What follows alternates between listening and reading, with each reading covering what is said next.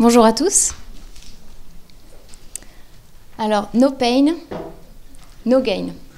On connaît tous cette expression, elle est ancrée dans notre imaginaire collectif, c'est la vision du bien apprendre aujourd'hui, la vision du bien travailler. On l'a complètement intégrée comme un mode de fonctionnement normal aujourd'hui.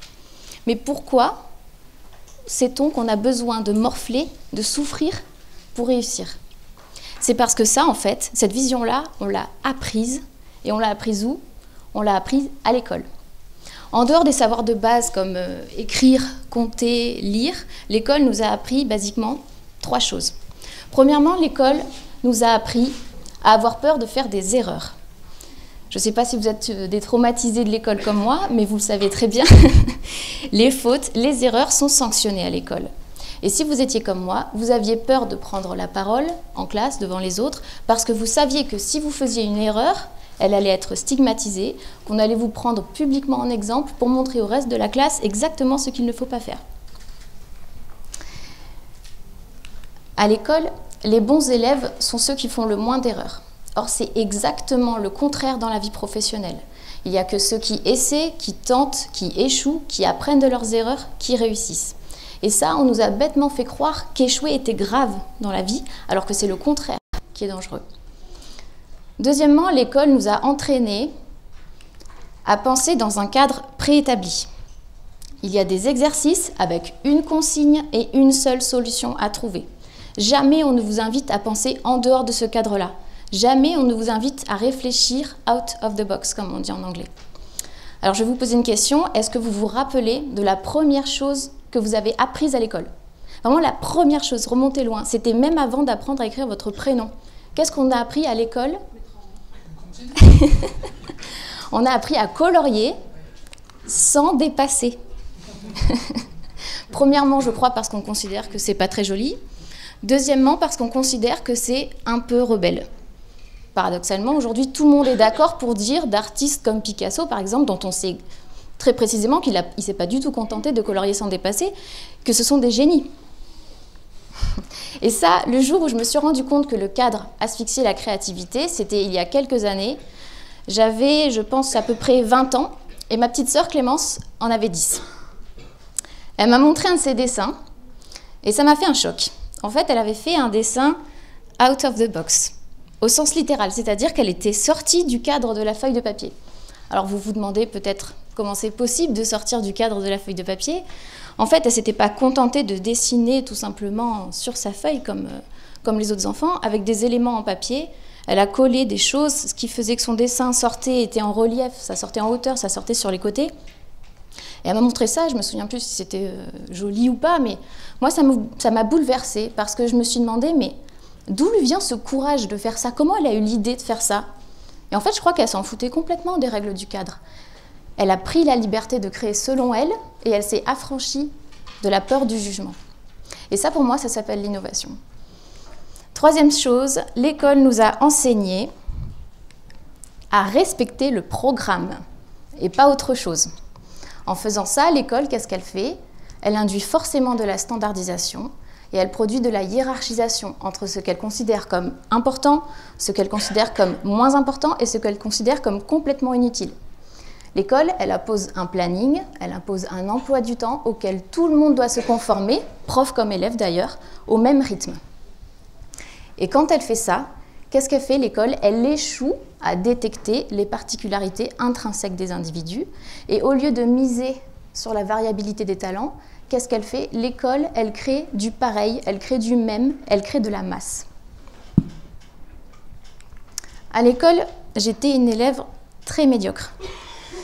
Je m'ennuyais profondément et je le manifestais de façon ostentatoire. Je participais en classe seulement pour poser des questions qui n'avaient rien à voir avec le cours. Je n'ai pas souvenir avoir fait mes devoirs très souvent. Je rendais des copies blanches.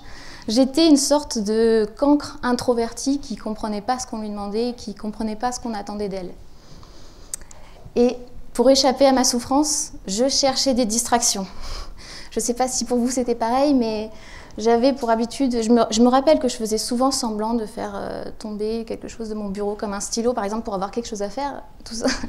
Je me penchais pour le ramasser, je me disais tiens, je suis bien là, je vais rester sous ma table. Et je restais cachée comme ça, pensant que le prof ne me voyait pas, en me disant je vais rester là le plus longtemps possible jusqu'à ce qu'il me voie et qu'il me demande de me rasseoir. Et en fait, je passais mon temps comme ça, dans ma tête, à me poser des questions qu'on ne posait jamais à l'école.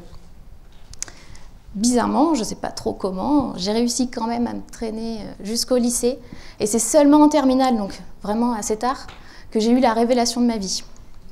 La prof de philo a ouvert la bouche et a commencé à parler. Et là, mon cerveau s'est allumé. J'ai ressenti un immense bonheur et je me suis rendu compte, mais c'est ce que j'ai fait toute ma vie en fait. Je ne savais pas que ça s'appelait de la philosophie, mais... Et là, j'ai commencé à travailler, sans m'en rendre compte, à apprendre avec énormément de facilité. J'ai commencé à faire des liens entre les différentes matières, etc.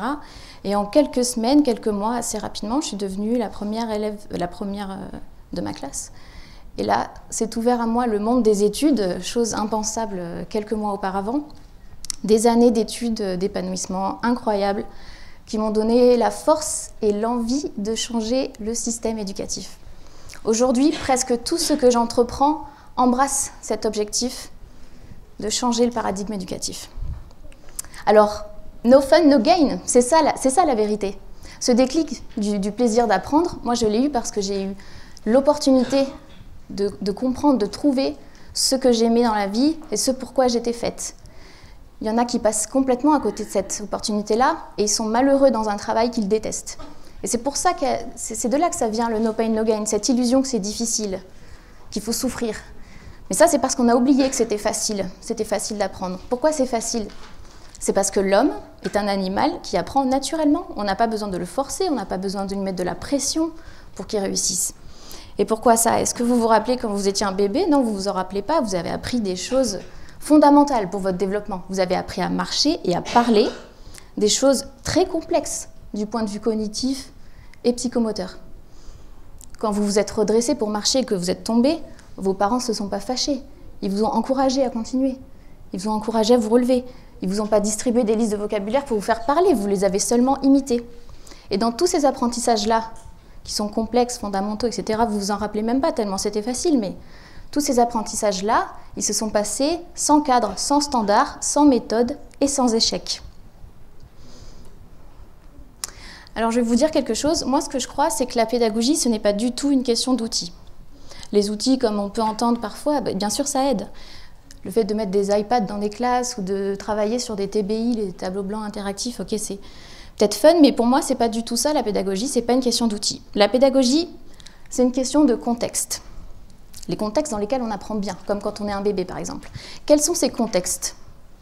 Pour trouver ces contextes, on va faire quelque chose de très simple. On va se poser la question de savoir qu'est-ce que les gens aujourd'hui adorent faire.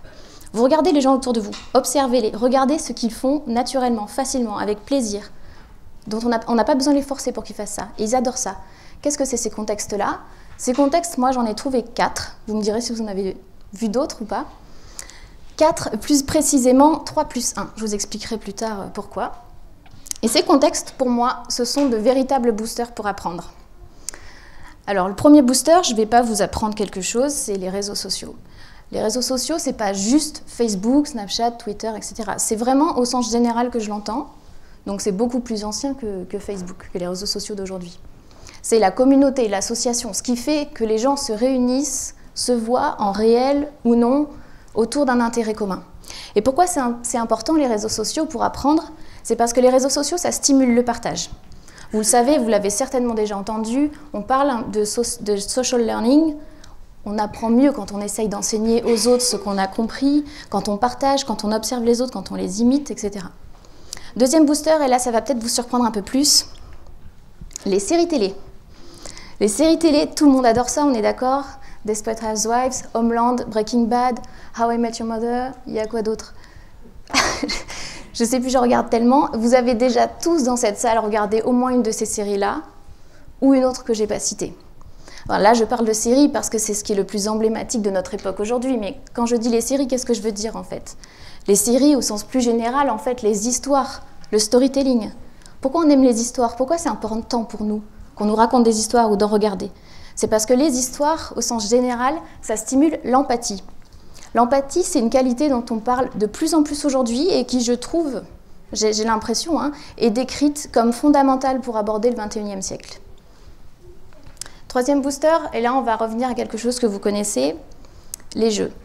Les jeux, vous avez aussi sûrement déjà entendu que c'est censé faciliter l'apprentissage, ou en tout cas ça le rend fun, sympa. Là, quand je parle de jeux, je ne parle pas de jeux qui viennent appuyer un cours ou quelque chose comme ça. C'est les jeux au sens général, que ce soit les jeux vidéo, les jeux de société, les jeux sportifs, les jeux comme on voit dans cette image, les jeux de cartes, le poker, n'importe quoi. Pourquoi les jeux, c'est important? C'est parce que les jeux, ça stimule la stratégie, par exemple. La stratégie, c'est une qualité, c'est une compétence qui est directement applicable dans le monde professionnel, comme en marketing, en management, des métiers comme ça, en fait.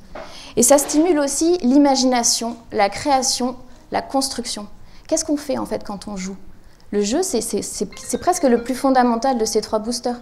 C'est parce que quand on joue, on crée un monde, on crée du possible, on crée du paradigme, en fait. Ce qu'il y a de bien dans ces trois boosters, si vous êtes plus ou moins comme moi, c'est-à-dire à regarder des séries tout le temps, être tout le temps sur les réseaux sociaux, à jouer, c'est que ces trois boosters-là, déjà, ils développent tous une forme d'addiction. Alors l'addiction, ça peut être mauvais, il ne faut pas que ça aille trop loin, mais qu'est-ce qui est de génial avec l'addiction? C'est que l'addiction, ça se transforme très facilement en motivation, en moteur pour apprendre. Et la chose la plus extraordinaire par rapport à ces trois contextes-là, ces trois boosters-là, c'est que ces moments-là, vous, quand vous les vivez comme des moments de repos. C'est vrai, on n'a pas l'impression de travailler, de faire quelque chose de difficile. C'est de la distraction, c'est du divertissement. Pourtant, si on scannait votre cerveau, on verrait que c'est une activité cérébrale intense, hyper stimulante du point de vue intellectuel. Et ces trois raisons-là, addiction, motivation, repos, ça suffit déjà à nous faire comprendre qu'on peut et qu'on doit essayer d'intégrer ces trois boosters-là dans tout processus éducatif. Le quatrième booster, je l'ai mis à part parce que, pour moi, il fait appel à quelque chose de très profond en nous. C'est le plus intime, si on peut dire. Et ce booster-là, c'est les projets réels. Ce que vous faites pour de vrai dans la vie. Ce qui donne un sens à votre vie, en fait, parce que vous le faites tout simplement pour de vrai. Vous avez des objectifs, c'est ce qui vous permet de vous projeter dans le futur. Les projets réels, ça peut être, par exemple, comme on voit ici, ça peut être un voyage, ça peut être un stage, ça peut tout simplement être faire de la recherche, par exemple, dans le cadre d'une thèse, et ça peut aussi carrément monter sa boîte, par exemple. Et là où c'est important, d'un point de vue pédagogique, les projets réels, c'est que ça stimule votre courage de façon très significative. Ça stimule la remise en question, votre positionnement, vous, par rapport à l'échec, ce que vous en apprenez, comment vous vous en relevez. Et ça stimule, du coup, la connaissance de vous-même et des autres. Et ça, c'est hyper important parce que ça stimule et ça développe votre épanouissement personnel, ça détermine un peu quand même votre bonheur aussi. Alors ces trois boosters-là, donc les réseaux, les séries ou histoires, les jeux et les projets, ce sont 4 contextes, 4 boosters que vous avez rencontrés quand vous étiez un bébé. C'est ce qui vous a fait apprendre en fait. Hein. Les projets réels, c'était quand vous partiez à l'aventure, vous avez exploré votre environnement proche, vous avez joué, vous avez été entouré de vos parents, d'autres enfants par exemple, on vous a raconté des histoires avant d'aller dormir. Tous ces éléments-là, en fait, c'est ce qui vous a permis d'apprendre très facilement. Et ce qui est génial, c'est que ces 4 éléments-là, en fait, ils permettent tous l'affirmation de soi. Quelque chose qu'on devrait retrouver à l'école. C'est fondamental. Or, ce n'est pas toujours le cas. Alors, je vais finir par No Guts, No Glory, parce que vous allez me dire, ok, d'accord, c'est facile d'apprendre si on rencontre ces contextes-là. Ok, d'accord, j'ai compris. Mais de là à réussir de façon remarquable dans la vie, il y a quand même une marge, et c'est quand même très difficile. Et vous avez raison, parce que c'est en partie vrai. Vous ne rencontrerez jamais aucun grand PDG qui vous dira que son parcours était sans embûches, sans échecs, sans obstacles, sans pleurs, sans stress, sans problème. Mais il vous dira aussi, et si vous regardez les gens qui réussissent de façon notable dans la vie, comme les artistes, les visionnaires ou les intellectuels, ils vous diront tous que s'ils en sont là où ils en sont aujourd'hui, c'est parce qu'ils n'avaient pas le choix. Ils le sentaient comme ça, ils n'avaient pas le choix. Ils ont été poussés par quelque chose qui les anime, par quelque chose qui les passionne. D'un point de vue extérieur, ça peut paraître impossible. Eux, ils l'ont fait parce qu'ils ne savaient pas que c'était impossible, en fait. Et ça, même si, au fond d'eux, intérieurement, ils étaient tiraillés par la peur, par le stress, par la timidité, ils l'ont fait quand même. Alors, mon rêve aujourd'hui, c'est de créer une école qui permette ça.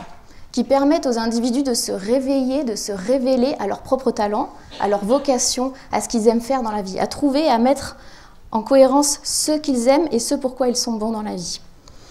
Du coup, je me suis dit, bah ouais, no guts, no glory. Donc, j'ai quitté mon CDI il y a quelques mois. J'ai fait un boulot génial, j'étais bien payée, c'était déjà le boulot que je voulais faire 2 mois avant. Et j'ai quitté ce travail-là pour me lancer dans l'aventure entrepreneuriale de ma vie, je pense, pour créer l'école du futur. Et cette école, elle s'appelle New World University. New World University, c'est l'université du futur qui formera les esprits créatifs et entrepreneurs de demain. Ce que nous, vraiment, on veut dans ce projet-là, c'est décomplexer les gens sur leur capacité à être entrepreneurs, sur leur capacité à être créatifs et surtout sur leur capacité à se créer leur propre place dans la société, leur propre richesse. Et ça veut dire quoi? Ça veut dire être capable de se créer son propre job. Et comme le disait Frédéric tout à l'heure, donc moi c'est 60%, c'est pas 65%, mais c'est presque pareil. 60% des jobs qui existeront demain, dans une dizaine d'années, n'ont pas encore été inventés. Ça veut dire quoi? Ça veut dire que qui va les inventer, ces métiers-là? C'est les enfants d'aujourd'hui. Et ça, c'est ce qu'on veut leur permettre. Qu'est-ce que ça veut dire, se créer son job? Moi, c'est un petit peu ce que j'ai fait. Hein. J'ai postulé, enfin, j'ai écrit à une entreprise pour venir travailler avec eux, je ne répondais pas à une offre. Ce boulot-là n'existait pas, je me suis créé ma place. Ça veut dire ça, ça veut dire soit on monte sa boîte, soit on a un comportement d'entrepreneur ou d'intrapreneur au sein d'une entreprise et donc on va essayer d'améliorer les choses, de proposer des innovations, de changer l'entreprise, soit carrément on répond à un nouveau besoin, à une nouvelle compétence et on s'invente un nouveau besoin par rapport aux autres collaborateurs d'une entreprise. Alors New World University, c'est quoi? Ça va être 3 choses. Premièrement, c'est un campus numérique connecté à des campus physiques, énergisants, créatifs, situés dans les grandes régions économiques du monde. Et ce campus physique, ils n'ont rien à voir avec le campus traditionnel qu'on connaît aujourd'hui, avec les amphis, etc. Ça va être des espaces complètement ouverts. On y rentrera aussi simplement que dans un centre commercial, par exemple, ouvert 24/24. Deuxièmement, c'est des programmes modulaires à la carte, personnalisés, diversifiés et passionnants. Et troisièmement, c'est une pédagogie inédite et hyper puissante qui repose sur les 4 boosters dont je vous ai parlé tout à l'heure, donc les réseaux, les séries télé, les jeux et les projets réels. Alors en attendant qu'une telle école existe, demandez-vous si ce que vous faites aujourd'hui vous passionne dans la vie. Si vous n'arrivez pas à répondre à cette question, ou si vous répondez non, alors posez-vous la question de savoir qu'est-ce que je ferais si l'argent n'avait pas d'importance? C'est une grande question et vous seriez étonné du type de réponse qu'on obtient en posant cette question. Pensez-y bien à ça et mettez-y tout le plaisir et le courage possible et libérez vraiment votre âme d'enfant. Merci.